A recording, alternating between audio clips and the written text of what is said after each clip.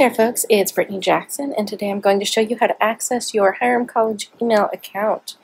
So, if you're on your iPad or if you're on any computer or desktop, you can use the web browser. So I typically use Chrome, which is down here, and if I click on that, and if I go to my.hiram.edu and click Go, it'll bring up this screen here, and if you come up here to Email Plus, if you click on that, it's going to ask you to sign in. So you use your Hiram email address, which for me is jacksonb1@hiram.edu. Enter in your password. I'm going to go ahead and hit sign in. And here you can say, don't show this again. You want to reduce the number of times you're asked to sign in. So it's going to ask you if you want to stay signed in. If you're on a private computer, this is probably okay, but we almost always encourage you to not stay signed in an effort to stay safe on the internet. So I'm going to go ahead and click no. Once I'm in here, you can see that here's your inbox. So you've got your focus folder. If you click over here on this other, sometimes other things populate in here. Up here, you can click on new message. So if we click on new message, you can see over here now that we can populate information in. So the two, I'm going to go ahead and choose that I'm emailing Garrett. And then you can CC anyone, add a subject. What's the subject of your email? This is a test. And then in here, in this section here, you add in the body of your text. Dear Garrett, this is a test. And then once you've done all of that, scroll down here and we click send. You can also attach documents to your emails. So if you click on the attach button up here, you can browse this computer, browse your OneDrive account, which would be one of your cloud locations. You can upload and share. I'm going to go ahead and click on my syllabus that I've been working on, and now you can see that it's populated in here.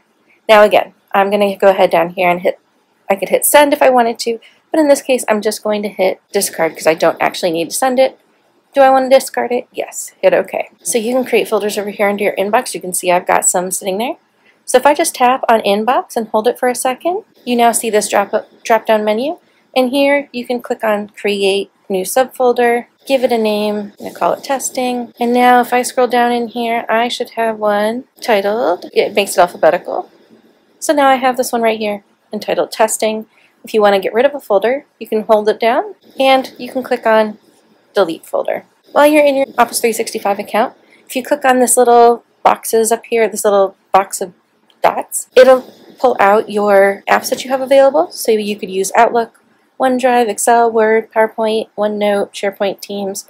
You can click on any of those to get to those. Those are all covered in other videos. You can also click right here to see your calendar. So here you can see my calendar. It's pretty busy coming up. Start of school is getting ready. And here you can change it so that you're looking at it by week. If I pull this down, I can make it by month. I tend to keep mine by week. If I wanted to share something on my calendar, I could do that. I could also print my calendar. So this is another great option if you need to find somebody's email address. So if you click on this little two people, this is your contact list.